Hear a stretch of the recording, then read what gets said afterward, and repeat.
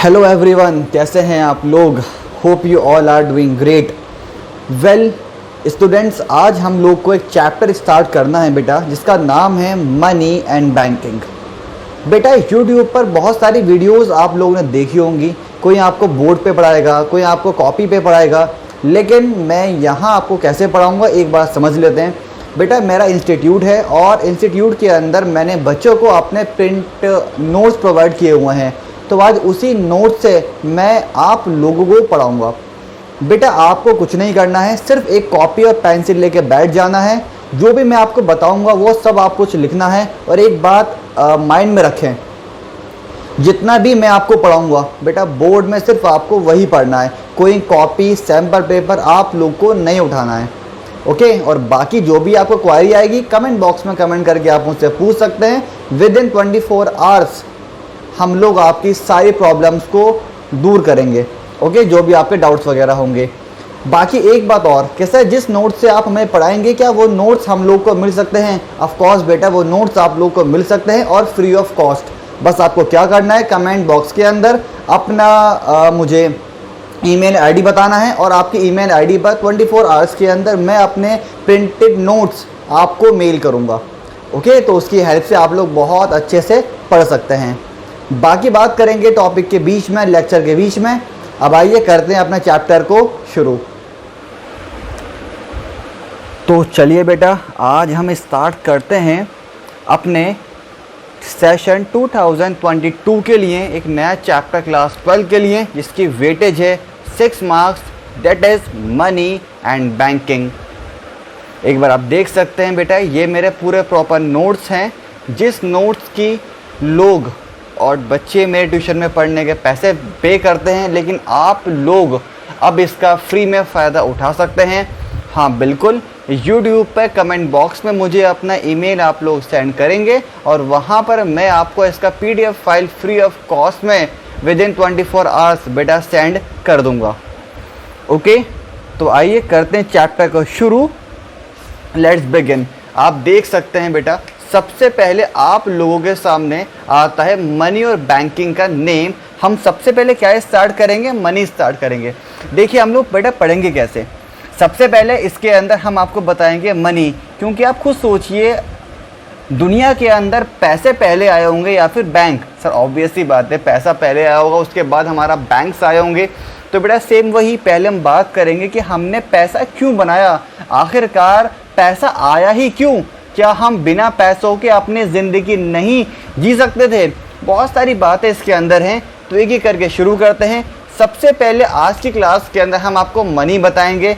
बेटा मनी के अंदर हम लोग कवर अप करेंगे barter system, money, functions of money, money supply and last one is high powered money. और एक बात और सोच लें बेटा, जितना भी मैं आपको आज यहाँ की क्लासेस में पढ़ाऊँगा, आगे जो और लेक्चर्स मेरे आएंगे और चैप्टर्स के साथ, बेटा क्लास 12 के लिए सिर्फ आपको वही पढ़ के जाना है। जो रिवीजन नोट्स, प्रैक्टिस नोट्स जो मैं आपको यहाँ दूंगा, सब कुछ फ्री ऑफ कॉस्ट में।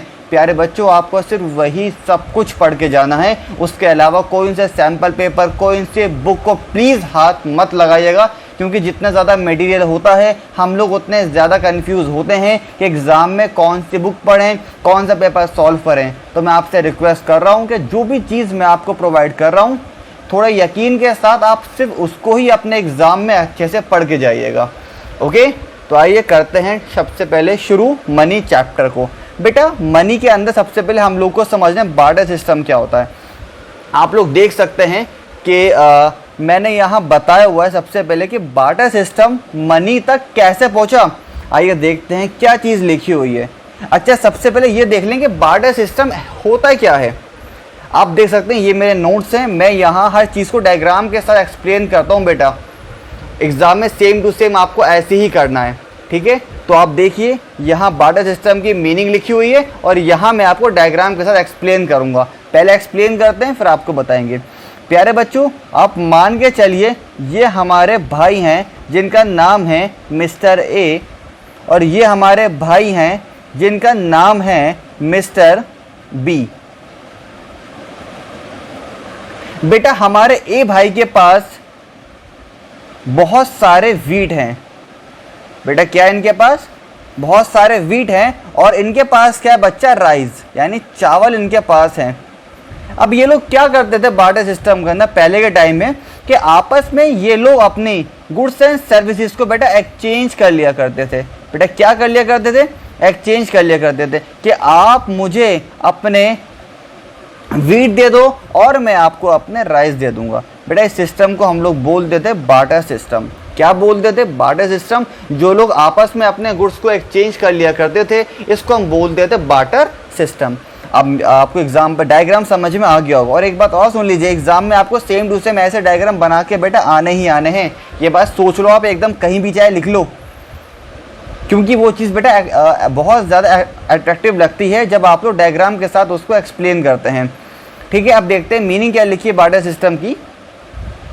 It refers to exchange of goods for goods. बेटा क्या मतलब हुआ, it refers to exchange of goods for goods. के इसका मतलब है जहां हम माल के साथ माल को एक्सचेंज कर रहे हैं, यानी गुड्स के साथ गुड्स को एक्सचेंज कर रहे हैं। बात आप समझ गए होंगे। इसका सेकंड पॉइंट भी लिखा हुआ है मैंने, an economy where there is a direct barter of goods and services is called a barter economy. बेटा अंडरलाइन करिए, यहाँ पे हम क्या बोलते हैं इसको, बार्टर सिस्टम को बार्टर इकोनॉमी भी बोलते हैं और C2C इकोनॉमी भी बोलते हैं, जहाँ पे C का मतलब है कमोडिटी टू कमोडिटी इकोनॉमी भी हम इसको बोलते हैं।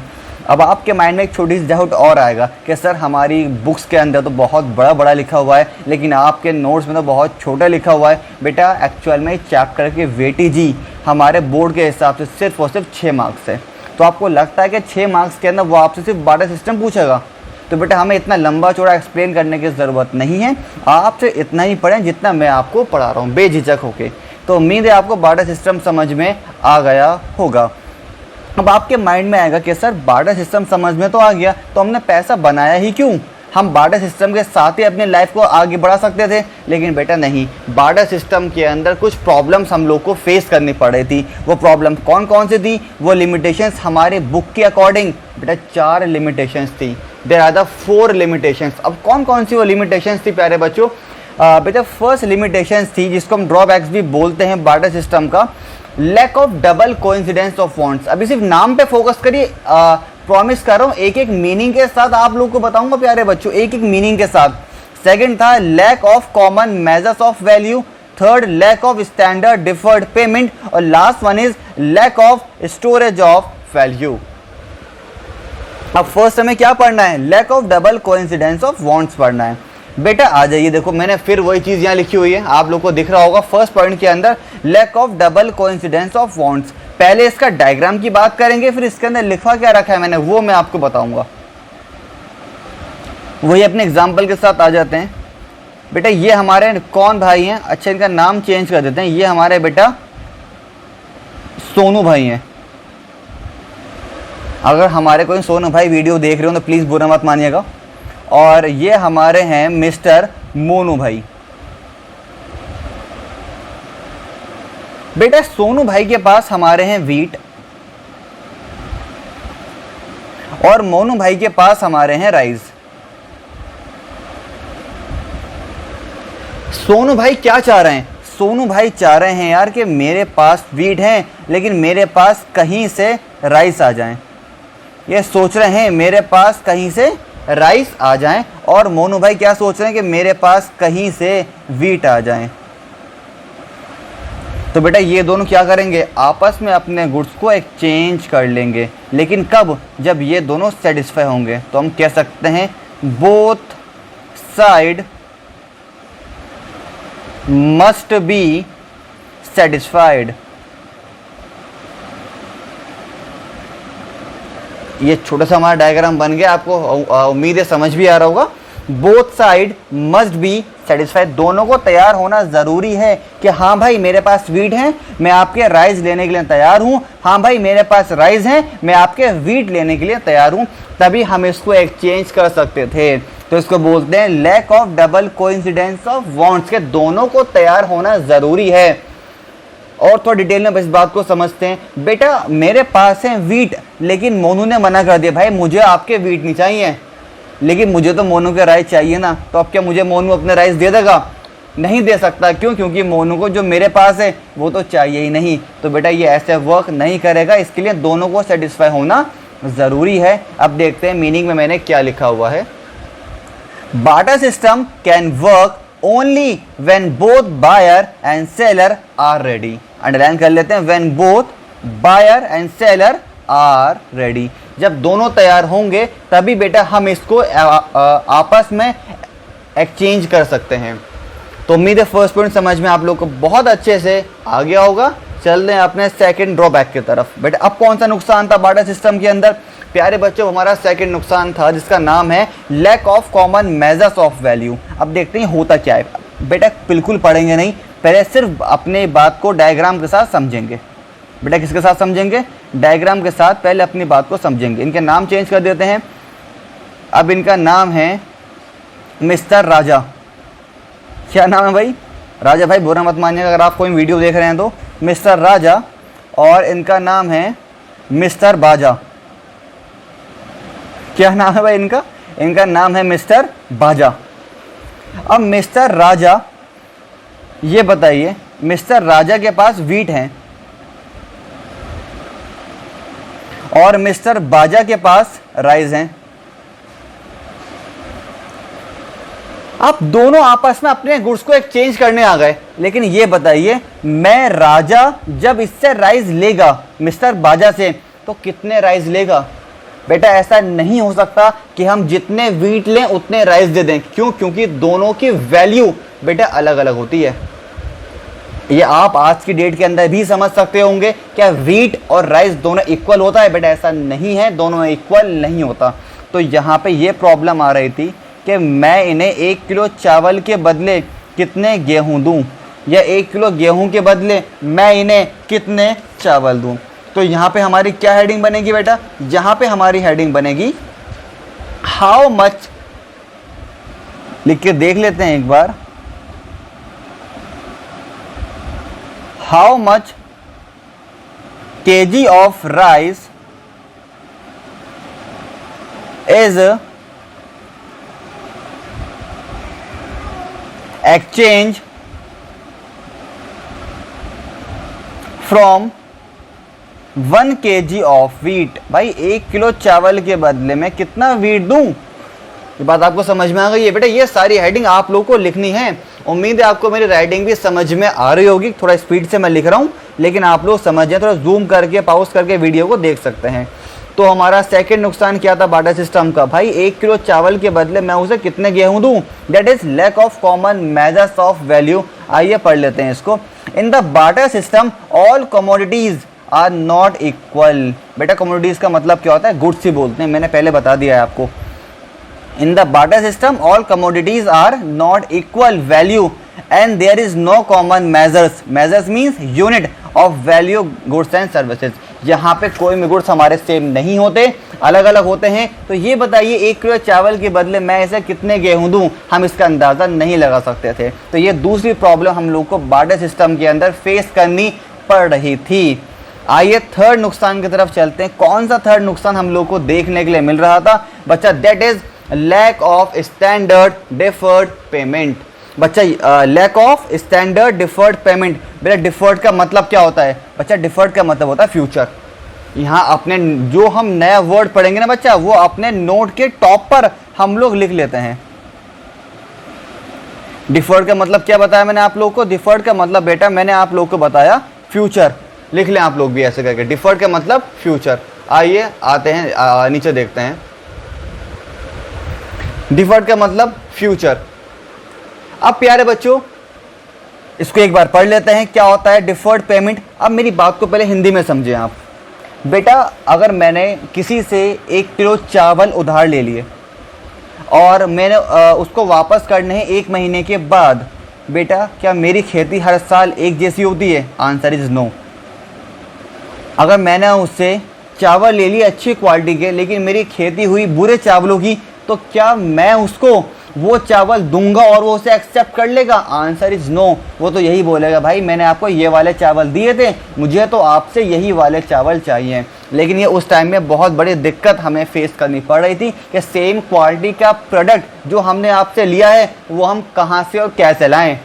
ठीक है, इसे बोलते हैं फ्यूचर पेमेंट करने में दिक्कत हो रही थी। आइए एक बार इसको पढ़ के हम लोग देखते हैं क्या इसके अंदर लिखा हुआ है।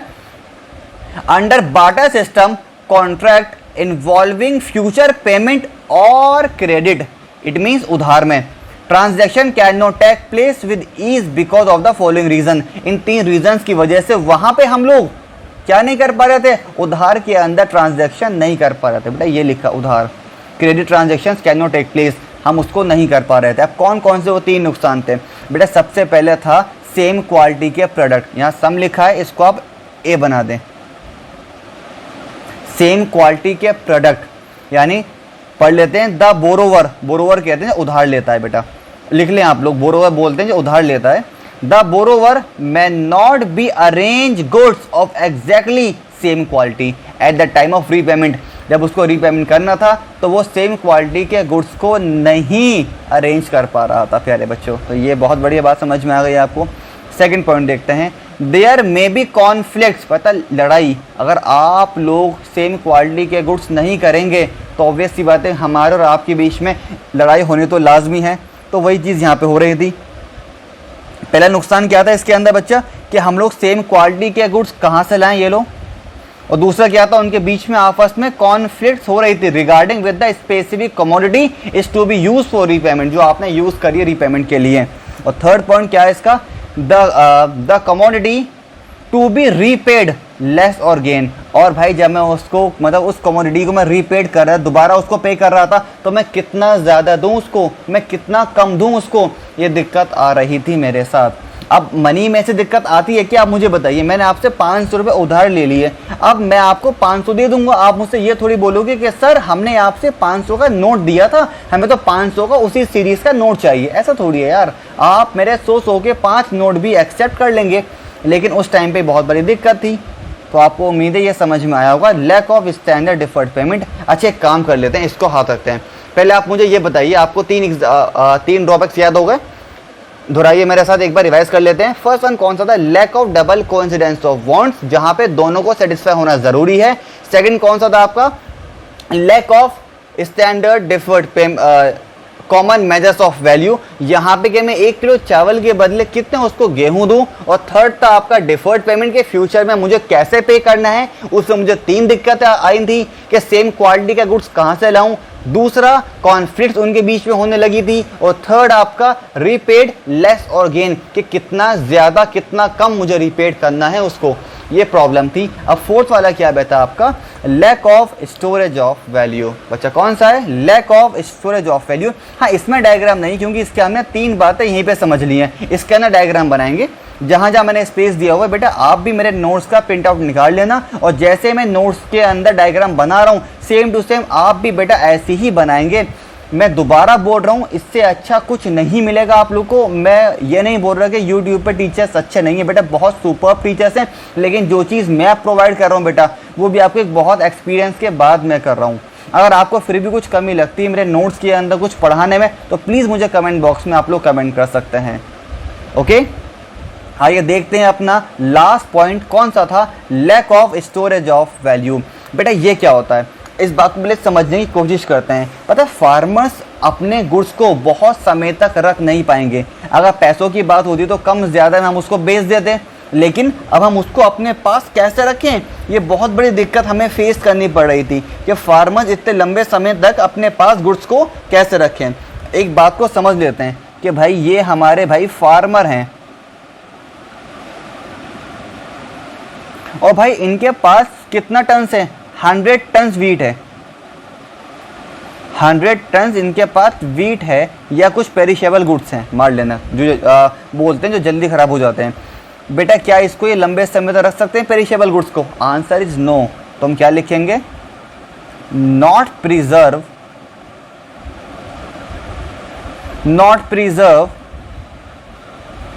Up to more than few months.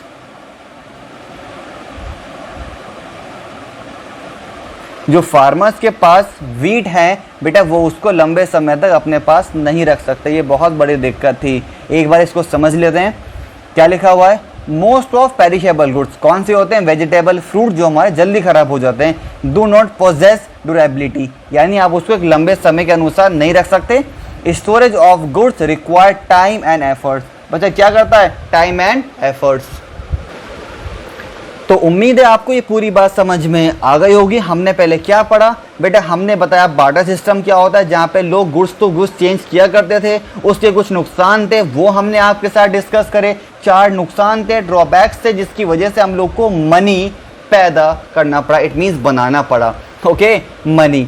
अब एक बार अपने फर्स्ट पेज पे हम लोग आ जाते हैं। देखिए हमने यहाँ से स्टार्ट किया था बेटा ये टॉपिक, बार्टर सिस्टम से मनी तक कैसे पहुंचे। एक बार ये भी आपको बता देते हैं। The primitive world trade, primitive बोलते हैं प्राचीन समय, बच्चा कैसे बोलते हैं आप लिख लो इसके ऊपर यार, प्राचीन यानी बहुत पहले की बात है। द प्रिमिटिव वर्ल्ड ट्रेड, पहले के टाइम में ट्रेड मतलब बिजनेस, व्यापार कैसे होता था? Was carried out according to the barter system of exchange. पहले के टाइम में जो हम लोग ट्रेड करते थे, बिजनेस करते थे बेटे, वो बार्टर सिस्टम से ही किया करते थे, क्योंकि पैसा हमारे पास नहीं थी। और आज पैसा हमें, उसे हम क्या बोलते हैं? Modern concept. बच्चा क्या बोलते हैं मनी को? Modern concept. तो ये आपको फ्लो चार्ट समझ में आ गया होगा। एक बार मनी में आपको बता दूंगा, लेकिन सबसे पहले होता क्या, ये मेरी बात आप सुने। एक सेकेंड, मुझे एक पेज चाहिए, आप एक सेकेंड रुकें जस्ट।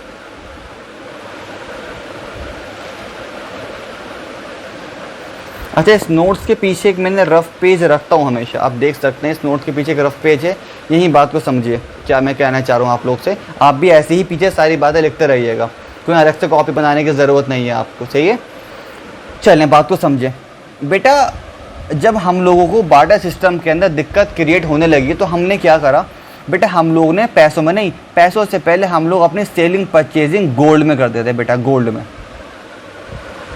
लेकिन फिर सर गोल्ड से मनी कैसे बना बेटा? गोल्ड से मनी इसलिए बना क्योंकि जो मनी गोल्ड था वो बहुत ज़्यादा हैवी हुआ करता था। हम लोग को दिक्कत होती थी उसको अपनी पॉकेट्स वगैरह में कैरी करने की, कैसे रखें उसको। तो हमने क्या करा? हमने गोल्ड के बराबर मनी बना दिया। यानी इसकी मतलब क्या हुआ? जितनी गोल्ड की वैल्यू पहले के टाइम में, उतनी किसकी वैल्यू होती थी? उतनी ही मनी की वैल्यू होती थी पहले के टाइम में। लेकिन क्या हुआ वर्ल्ड वॉर 1 के बाद बेटा? किसके बाद?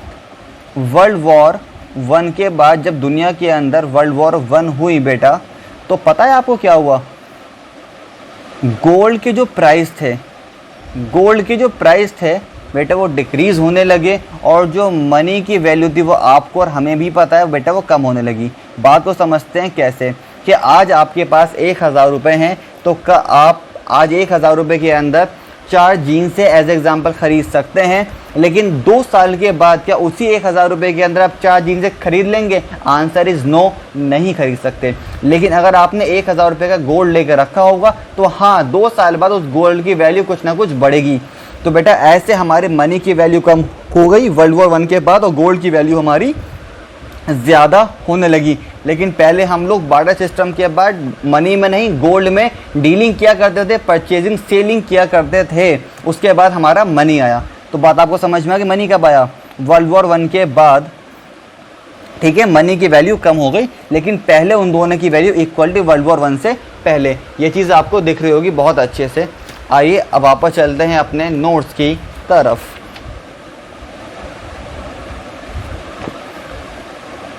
सो एक बार आते हैं मनी, आपको समझ में आ गया क्या होता है? एक बार मनी की मीनिंग भी पढ़ लेते हैं। बहुत छोटी सी बहुत शानदार मीनिंग मैंने लिखी हुई है। पैसा क्या होता है?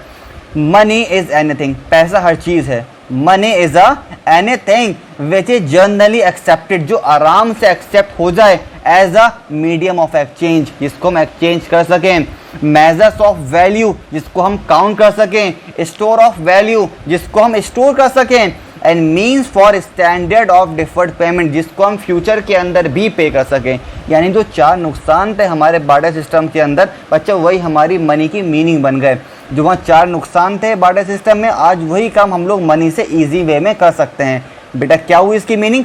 Money is a anything which is generally accepted, जो आराम से एक्सेप्ट हो जाएगा as a medium of exchange. Measures of value, store of value, and means for standard of deferred payment.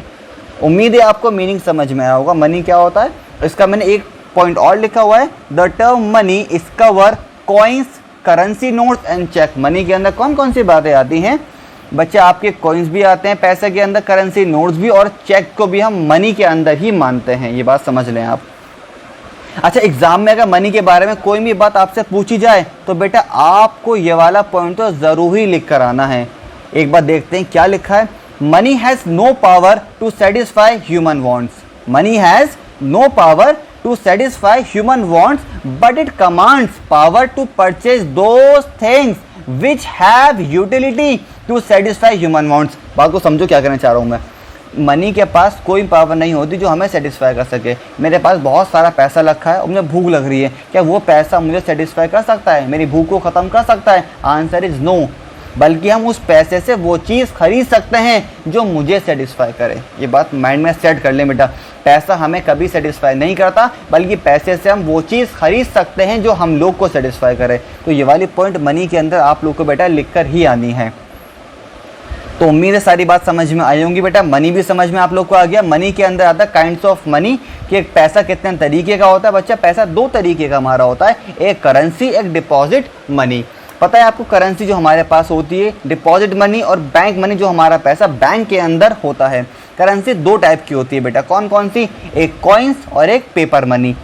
बच्चा हमारी पेपर मनी भी दो टाइप की होती है, कन्वर्टेबल और इनकन्वर्टेबल। पता है कन्वर्टेबल मनी कौन सी है? जो वर्ल्ड वॉर 1 से पहले गोल्ड में कन्वर्ट होती थी। जो किससे पहले बेटा?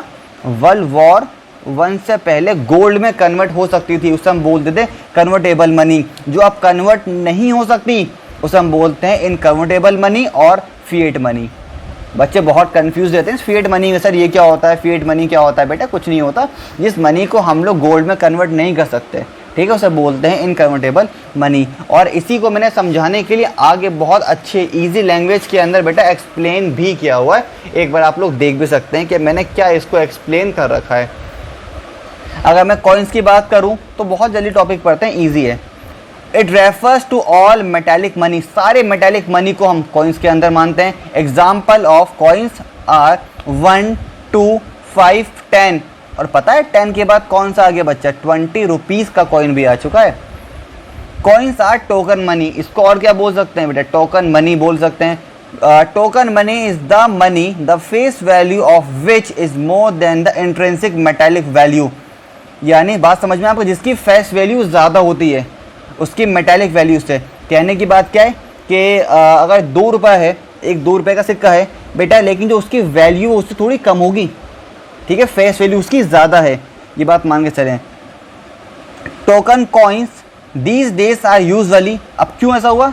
क्योंकि अब वो बेटा कैसे बन रहे हैं? Made up cheap metal like nickel, copper, bronze, जो सस्ते वाले मेटल्स वगैरह होते हैं ना, उसके हम लोग सिक्के बनाते हैं। तो उम्मीद है कॉइन्स भी आप लोगों को समझ में आ गया। सिक्के जिसे हम इजीली बोलते हैं। कन्वर्टेबल मनी क्या होती है? जो हम लोग वर्ल्ड वॉर से पहले कन्वर्ट कर सकते थे। देखिए पढ़ के एक बार। Central bank issued currency that was fully convertible into gold. वही मैंने कहा ना आपसे, जो फुली कन्वर्टेबल हो सकती थी गोल्ड के अंदर। But after world war 1 almost all countries of the world abundant gold convertibility.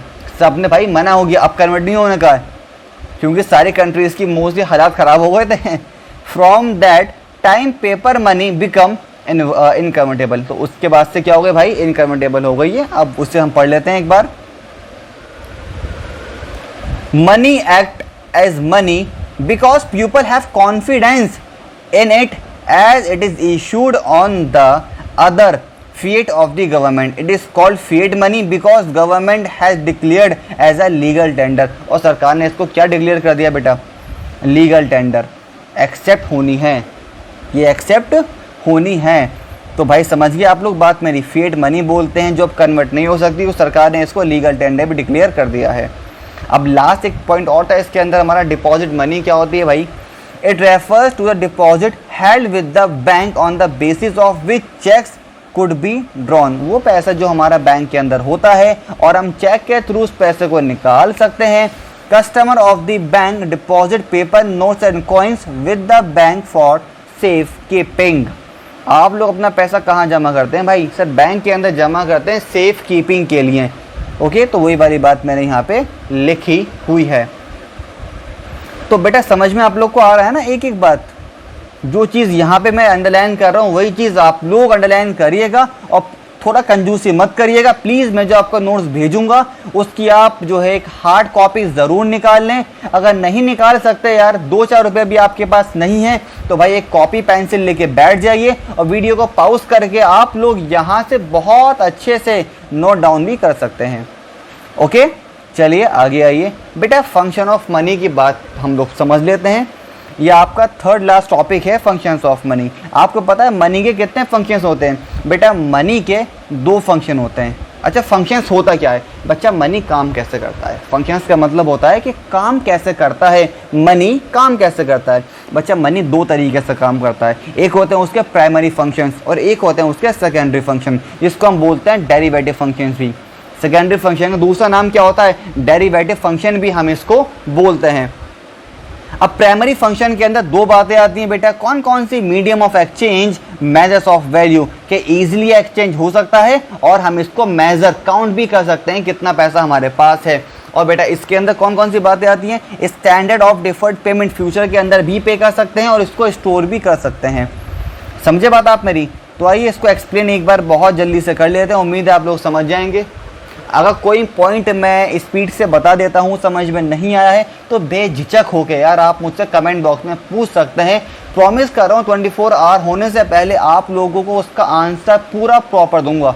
अगर आप लोग अपना टाइम निकाल के यहाँ पढ़ने बैठे हैं तो आपका हक बनता है कि आप मुझसे एक एक बात पूछें बेटा। ओके, चलिए। मीडियम ऑफ एक्सचेंज क्या होता है? Means that it can be use to make payment for all transaction of goods and services. बेटा हम क्या करते हैं? जिसकी हम मतलब पेमेंट कर सकते हैं किसमें? All transaction of goods and services, उसको बोलते हैं मीडियम ऑफ एक्सचेंज, जहाँ पे हम पैसों की ट्रांजैक्शन कर सकते हैं सारे गुड्स के अंदर, सारी सर्विसेज के अंदर। Second point, it is the most essential function. ये बहुत एसेंशियल फंक्शन है मनी का। और क्या लिखा है? This function has removed the major difficulties. जो बार्टर सिस्टम के अंदर हम लोग को डिफिकल्टीज आ रही थी बेटा, वो डिफिकल्टीज इसने ख़त्म कर दी। अच्छा, मैं एक बात तो पूछनी भूल गया आप लोग से, अब पूछ लेता हूँ। एक सेकंड मेरी बात सुनिए प्लीज़। अभी आपको मैंने 5 मिनट पहले बार्टर सिस्टम प्यारे बच्चों बताया था। बेटा बार्टर सिस्टम अब क्या पूरी तरीके से ख़त्म हो चुका है? सोच समझ के आंसर दीजिएगा।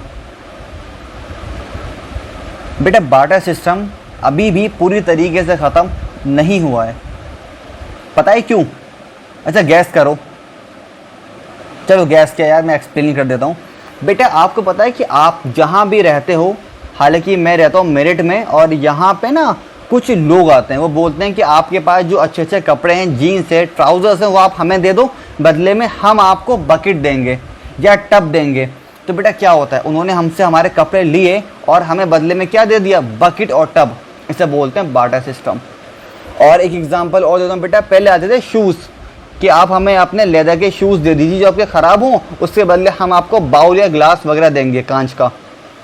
तो बात समझ में आपको आ रही है? इसे हम बोलते हैं बार्टर सिस्टम। कहने की बात है बार्टर सिस्टम ख़त्म हो चुका है लेकिन पूरी तरीके से ख़त्म नहीं हुआ है। अब भी हमारे एरिया के अंदर बार्टर सिस्टम चल रहा है।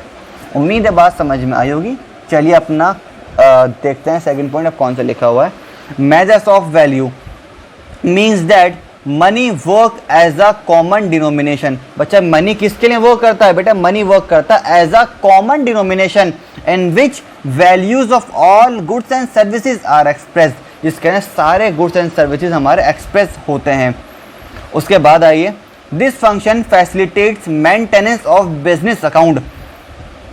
क्या बार्टर सिस्टम के अंदर हम लोग अपना बिजनेस अकाउंट संभाल सकते थे? Answer is no. लेकिन जब पैसे को काउंट कर सकते हैं तो हम लोग अपना मेंटेन भी कर सकते हैं business account, which would be otherwise impossible, जो इससे पहले क्या था भाई हमारे लिए इम्पॉसिबल था।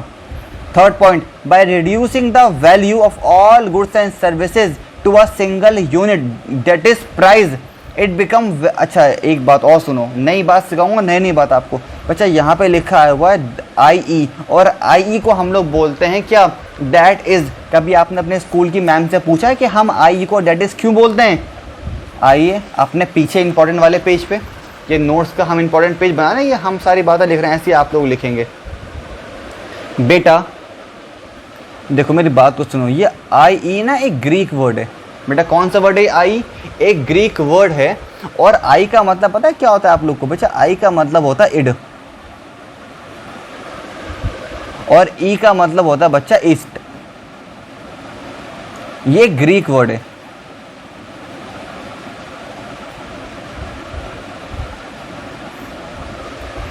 लेकिन अगर हम इसको इंग्लिश में बात करें, इस इड को हम बोलते हैं डैट और इसको हम बोलते हैं इज। तो ऐसे बनता है ये डैट इज। समझ गए आप लोग? ये ग्रीक वर्ड है, आई का मतलब इड और ई का मतलब ईस्ट। इड से बनता है डैट और ईस्ट से बनता है इज, तो इसलिए हम बोलते हैं इसको दैट इज। चलिए भाई आ जाते हैं अपने भाई पॉइंट पे। कहाँ थे हम लोग? दोबारा पढ़ लेते हैं इसको एक बार।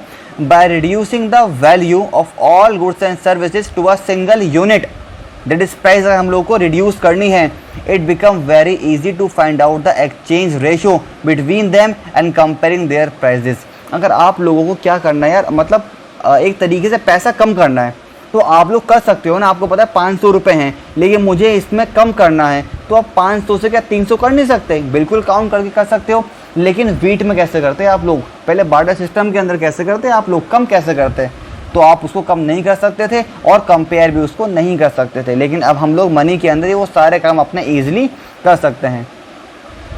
थर्ड पॉइंट देखें, स्टैंडर्ड ऑफ डिफर्ड पेमेंट। ये मैंने बताया था फ्यूचर पेमेंट। डिफर्ड का मतलब means that money act as a standard for payment which are to be made in future, जो हम फ्यूचर के अंदर कर सकते हैं। It has simplified the borrowings and lending operation। Boring अच्छा क्या होता है? बोरिंग मतलब उधार देना, लैंडिंग मतलब उधार, लैंडिंग मतलब उधार लेना, बोरिंग मतलब उधार पैसा देना कि मैं उधार पैसा ले रहा हूँ, लैंडिंग मतलब पैसा दे रहा हूँ मैं किसी को, बोरिंग मतलब उधार ले रहा हूँ, लैंडिंग मतलब उधार दे रहा हूँ। चलिए तो हम ये दोनों काम पैसों से ईजिली कर सकते हैं। और लास्ट क्या, it has lead to the creation of financial institution, it means bank. बच्चा फाइनेंशियल इंस्टीट्यूशन क्या बोलते हैं? आप इसको बैंक बोल सकते हैं कि ये इसने क्या क्रिएट करे? इसने बैंक्स क्रिएट करे। बैंक का काम यही तो होता है कि फ्यूचर के अंदर हम लोग पैसा आपसे वापस ले लेंगे। अभी लोन दे रहे हैं लेकिन फ्यूचर में पैसा आप लोग से ले लेंगे। जब पैसा बना तभी तो हमारे बैंक बने, तभी तो बैंक ने ये वाला काम करना शुरू करा।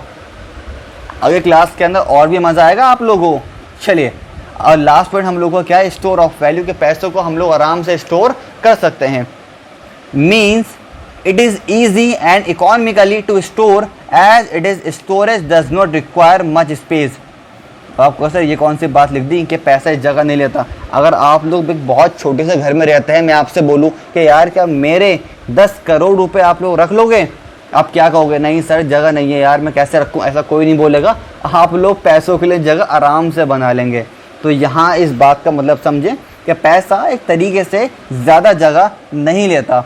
Money can be use to transfer purchasing power from present to future. और हम पैसा ईजिली बेटा ट्रांसफ़र कर सकते हैं कहाँ से?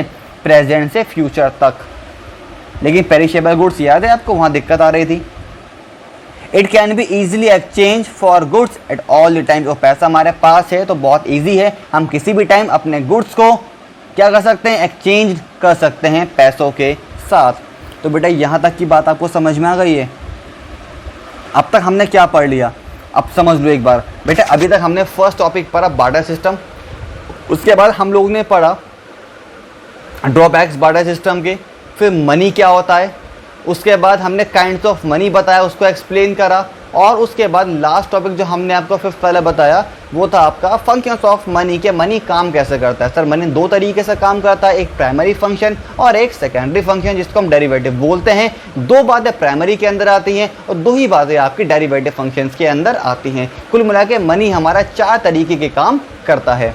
वेल यहाँ तक की बात समझ में आ गई है। अब सेकेंड लास्ट टॉपिक है आपका जिसका नाम है मनी सप्लाई। बेटा जहाँ भी आप लोग के मनी सप्लाई है, एग्ज़ाम पॉइंट ऑफ व्यू के लिए आप मनी सप्लाई में बेटा लिख लो 100%।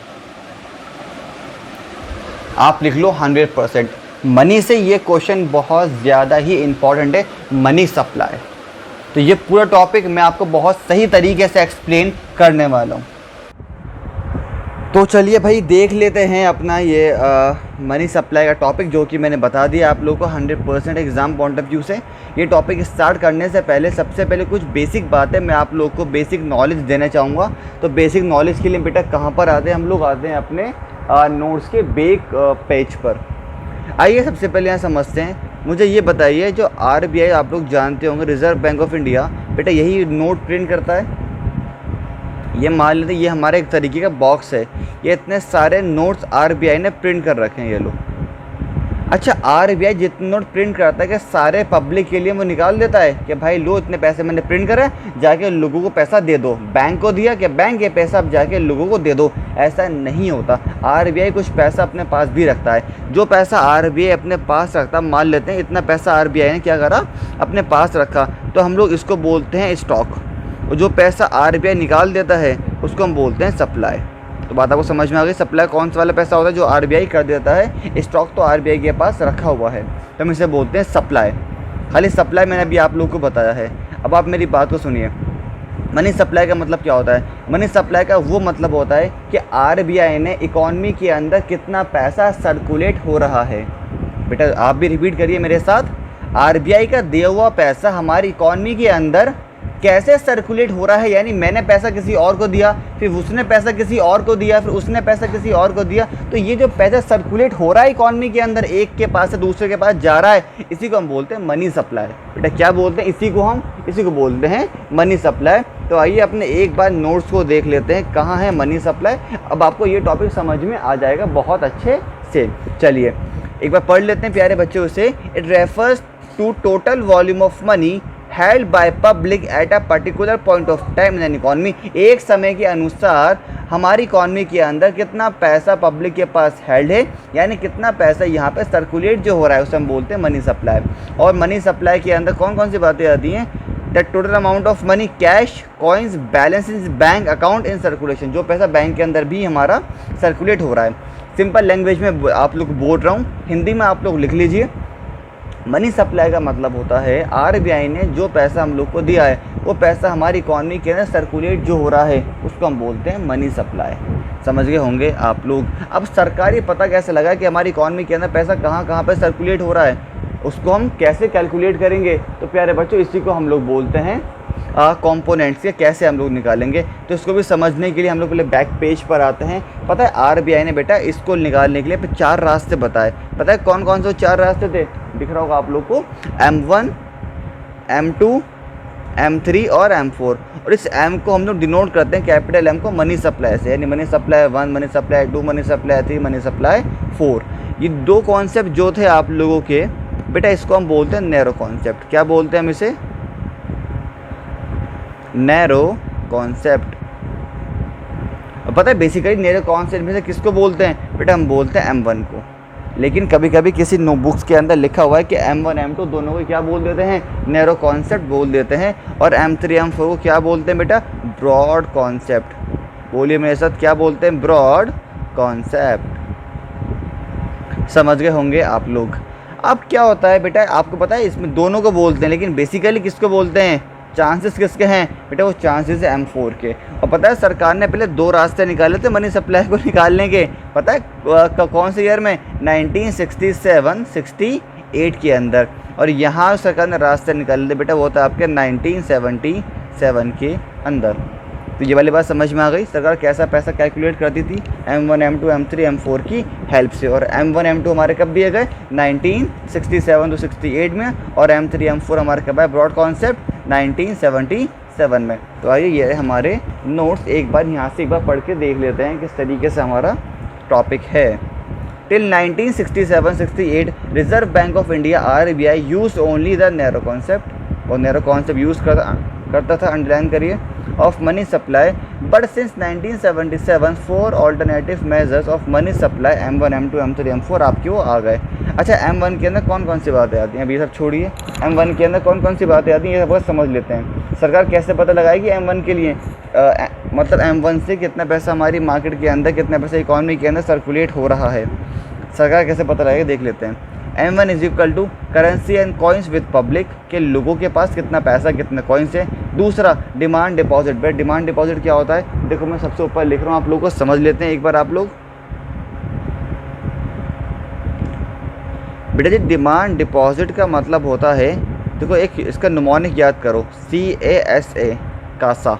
अब कासा का मतलब क्या होता है, करंट अकाउंट, सेविंग अकाउंट, कि जितना पैसा भी बैंक के अंदर आपने जमा कर रखा है एज अ करंट अकाउंट और एज अ सेविंग अकाउंट, वो पैसा आप जब चाहें बैंक से निकाल सकते हैं। ऐसे तो होता है, तो हम उसको क्या बोलते हैं, डिमांड डिपॉजिट। वो वाला पैसा भी जो आपके बैंक के अंदर जमा है, चाहे वो करंट अकाउंट के अंदर हो चाहे वो सेविंग अकाउंट के अंदर हो।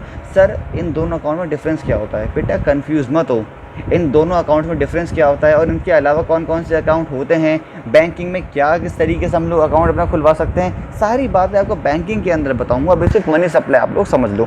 तो सरकार M1 के हिसाब से कैसे निकालती थी sir, currency and coins with public plus demand deposit, जिसके अंदर CASA आता है, plus other deposit with RBI। अब बात तो सुन लो, देखो RBI के पास ना बेटा, मैं यहाँ बता रहा हूँ आप लोग को, RBI के पास दो लोग पैसे जमा कर सकते हैं बेटा। एक तो होती है हमारी सरकार, गवर्नमेंट, और कौन कौन सी, सेंटर और सारी स्टेट। और दूसरा बच्चा इंडिया के सारे कमर्शियल बैंक या RBI के यहाँ पैसा जमा कर सकते हैं। और इन दोनों के ही क्या होते हैं बेटा, करंट अकाउंट होते हैं RBI के अंदर। ओके चलें परफेक्ट, आगे आते हैं। अब सर इन दोनों का पैसा नहीं बेटा, इन दोनों का पैसा नहीं, RBI ने जितना भी लोन ले रखा होता है, कहाँ से लोन लेती है RBI, IMF से, इंटरनेशनल मॉनेटरी फंड, इसको हम वर्ल्ड बैंक भी बोल देते हैं, हालांकि थोड़ा लिटिल बिट डिफरेंस है, लेकिन वर्ल्ड बैंक, ठीक है। अब जो वर्ल्ड बैंक है, RBI यहाँ से लोन जो लेती है वो वाला पैसा, तो M1 कैसे निकालेंगे हम लोग, एक बार याद करो मेरे साथ, चलो। Currency and coins with public plus demand deposit plus other deposit with RBI। कौन सी डिपॉजिट अदर वाली, IMF और वर्ल्ड बैंक वाली। चलिए M2 कैसे निकालते हैं, M1 की सारी बातें plus saving deposit with post office saving bank. पता है डाकघरों के अंदर भी हम लोग अपने अकाउंट खुलवा सकते हैं बेटा, तो वही वाली बात ये लिखी हुई है कि वो वाला पैसा भी आप लोग यहाँ पे ऐड ऑन कर सकते हैं। और M3 के अंदर कौन सी बात लिखी है, M1 की सारी बातें plus net time deposit with bank, एक टाइम के अनुसार बैंक में आप लोग पैसे जमा कर सकते हैं, वो भी ऐड ऑन किया जाएगा M3 के हिसाब से निकालने में। और M4 के हिसाब से M3 की सारी बातें plus total deposit with post office saving bank. यहाँ पे एक डिफरेंस है, समझो सर। ऊपर भी आपने बताया था सेविंग डिपॉजिट, बेटा यहाँ मैंने कहा था सेविंग डिपॉजिट, और यहाँ मैं कह रहा हूँ टोटल डिपॉजिट। सारे डिपॉजिट, चाहे वो सेविंग हो चाहे वो करंट हो, जितने भी डिपॉजिट्स आपकी पोस्ट ऑफिस अकाउंट के अंदर हैं, वो सारी की सारी क्या कहलाएंगी, total deposit with post office saving bank कहलाएंगी। समझ गए होंगे बात मेरे। इस तरीके से सरकार M1 के हिसाब से, M2 के हिसाब से निकाल लिया करती थी कि हमारी इकॉनमी के अंदर कितना पैसा सर्कुलेट हो रहा है और RBI ने कितने पैसे लोगों तक दे रखा है। अब इसी का एक एग्जाम्पल मैंने लिखा हुआ है, आप लोग इसे प्लीज़ वीडियो को पॉज करके ज़रूर करिए और मुझे बता दें कमेंट बॉक्स के अंदर कि आपने करा या नहीं करा। मैं एक बार आप लोग को बता देता हूँ, चलें देख लीजिए। M1 का फॉर्मूला क्या होता है पता है आप लोग को, जो भी M1 का फॉर्मूला होता है उसी के हिसाब से यहाँ क्वेश्चन देखिए, आप लोग आंसर्स को लिख सकते हैं। देखिए एक बार करके समझ जाएंगे आप लोग। ट्राई करें, प्रॉब्लम आती है तो पूरा एक्सप्लेन कर दूंगा आप लोग को, या इसके अलग से वीडियो भी बना दूंगा। 12th वाले बच्चों के लिए कुछ भी करेंगे हम लोग, बस आप प्लीज़ अच्छे मार्क्स से पास हो जाएं। वेल अब आप लोग आ जाइए, लास्ट टॉपिक हम लोग का रहता है बच्चे, जिसका नाम है हाई पावर्ड मनी। बेटा क्या नाम है, हाई पावर्ड मनी। बेटा हम लोग जो ना मनी सप्लाई को डिनोट करते थे कैपिटल M से, मैंने बताया, और हाई पावर्ड मनी को डिनोट करते हैं कैपिटल H से। किससे करते हैं बेटा, कैपिटल H से, हाई पावर्ड मनी को। अब हाई पावर्ड मनी होता क्या है, एक बार इसको बहुत अच्छे तरीके से हम लोग समझ लेते हैं, हाई पावर्ड मनी होता क्या है,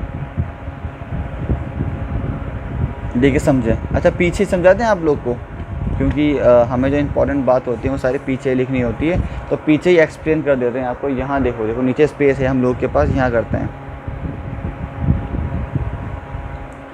हाई पावर्ड मनी क्या होता है, देखो बेटा दोबारा एग्जांपल लेते हैं RBI का। RBI के पास पैसे कितने हैं, 1000 रुपये। RBI ने क्या करा, RBI ने इसमें से 500 रुपये बेटा दे दिए लोगों को। किसको दे दिए बेटा, पब्लिक को, सरकार, ये तक पैसा उसने पहुंचा दिया, और 500 रुपये दे दिए उसने कमर्शियल बैंक को कि आप लोगों को लोन दे देना। अब मेरी बात को सुनिए, जब ये पैसा उसने दिया कमर्शियल बैंक्स को, तो कमर्शियल बैंक कभी भी सारा लोन नहीं देती है। अगर उसके पास 500 रुपये हैं तो प्यारे बच्चों क्या करेगी, 500 रुपये के 2 पार्ट्स कर लेगी। यानी ये सारी बातें बैंकिंग बताऊंगा अभी, तो ये समझो हो क्या रहा है। वो 500 के 2 पार्ट कर लेगी, थोड़े से पैसे अपने पास रोकती है और बाकी पैसे लोन में दे देगी। पता को समझ में आ रही है या नहीं आ रही है? तो ये सारी बात क्या होती है, आरबीआई इस तरीके से करती है। अब हाई पावर्ड मनी का इससे क्या लिंक होता है वो आप एक बार समझ लो, एक लाइन में आपको मैं बोलूँगा। हाई पावर्ड का मतलब होता है कि हमारी इकॉनमी के अंदर कितना पैसा, हमारी इकॉनमी के अंदर कितना पैसा मौजूद है। इस सिंपली बता रहा हूँ मैं आप लोग को, हाई पावर्ड का मतलब क्या होता है, हमारी इकॉनमी के अंदर कितना पैसा मौजूद है, एक बार वो समझ लेते हैं। और कौन सा वाला पैसा, कौन सा वाला पैसा, एक तो ये वाला पैसा जो 500 रुपये पब्लिक के पास गए, और दूसरा कौन सा पैसा जो रिज़र्व करके रख रखे हैं आरबीआई ने। कौन से रिज़र्व करके रख रखे हैं कमर्शियल बैंक ने? सर ये वाला पैसा, ये वाला पैसा नहीं, क्योंकि ये तो दोबारा लोगों के पास गया है, वो लोन लेंगे हमें कमा के देंगे। यानी ये वाला पैसा और ये वाला पैसा, 2 पैसे हाई पावर मनी के अंदर एड ऑन किए जाते हैं। एक जो पब्लिक के पास है और दूसरा जो हमारा रिज़र्व है, जो कमर्शियल बैंक ने रिज़र्व करके अपने पास रखा हुआ है।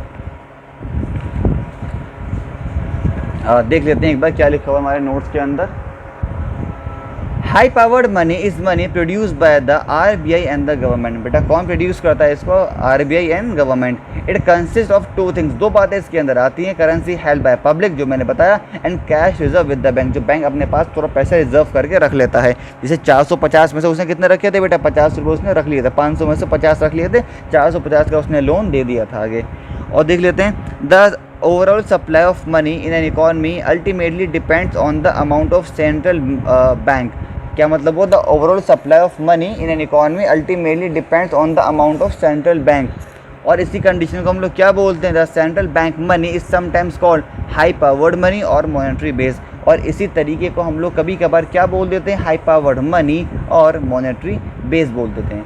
देखो मैं दोबारा से आप लोगों को बता दूं 1 मिनट के अंदर, हाई पावर्ड मनी होता है कि लोगों के पास कितना पैसा है और बैंक ने अपने पास कितना पैसा रिजर्व करके रखा हुआ है। उन दोनों को जोड़ दो, आपकी हाई पावर्ड मनी बहुत अच्छे से निकल के आ जाएगी। और कभी कभार हाई पावर्ड मनी को हम क्या बोल देते हैं?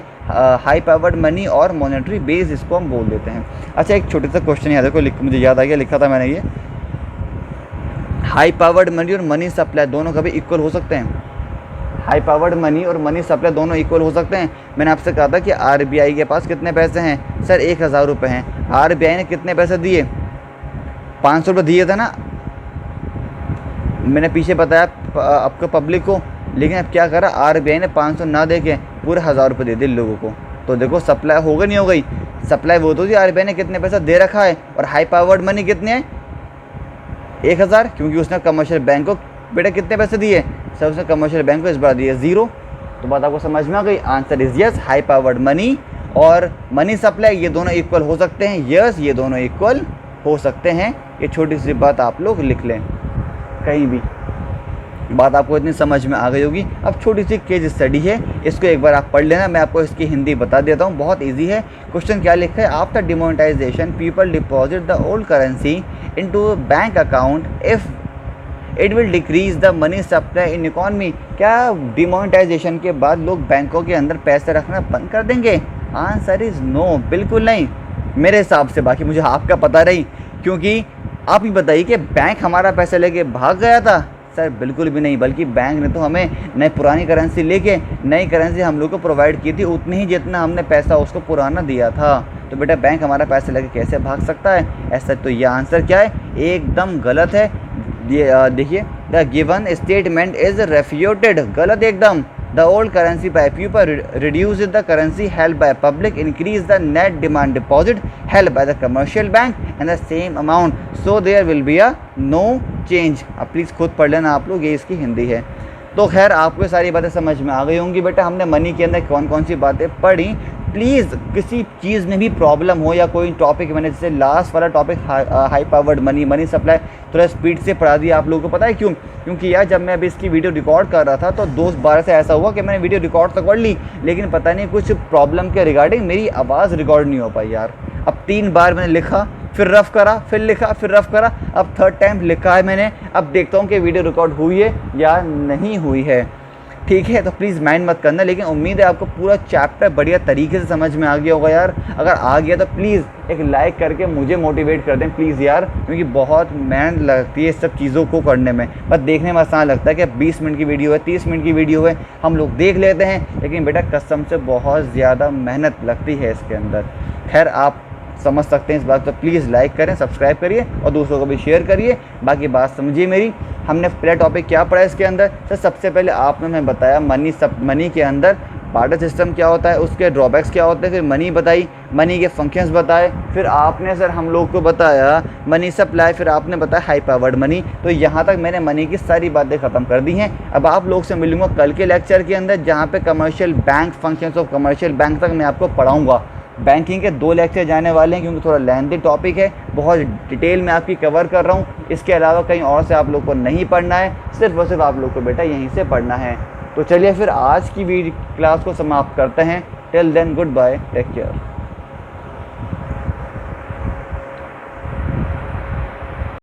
वेल, तो कैसा लगा आप लोगों को पढ़ के? मनी चैप्टर पूरा समझ में बेटा आप लोग को आ गया होगा। क्लास 12 के अंदर इससे ज़्यादा आपको बेटा नहीं पढ़ना है, कोई भी बुक्स वगैरह आप लोग को नहीं पढ़नी है। जैसे मैंने बीच में बताया कि जो चीज़ मैं प्रोवाइड कर रहा हूँ सिर्फ क्लास 12 में आप लोग को वही चीज़ पढ़ के जानी है, और मार्क्स बेटा 95+ मैं प्रॉमिस करता हूँ कि आप लोग के आ जाएंगे। ओके, अब मनी के बाद चैप्टर आता है बैंकिंग। बेटा बैंकिंग चैप्टर की वीडियो आपको कल या परसों मोस्ट प्रोबेबली मिल जाएगी। ओके, बाकी बैंकिंग की हमारी 2 वीडियोस होंगी, क्योंकि थोड़ा लंबा टॉपिक है, उसमें 2 बात पढ़नी है हम लोग को। कमर्शियल बैंक पढ़ना है, एक सेंट्रल बैंक पढ़ना है, तो थोड़ी बड़ी बड़ी बातें उसके अंदर हैं, और नोट्स भी मैंने काफ़ी अच्छे डिटेल वगैरह के बना रखे हैं। ओके, तो चलिए फिर मिलते हैं आप लोग से मनी बैंकिंग के पार्ट 2 में। आज के लिए इतना ही। Peace out, take care.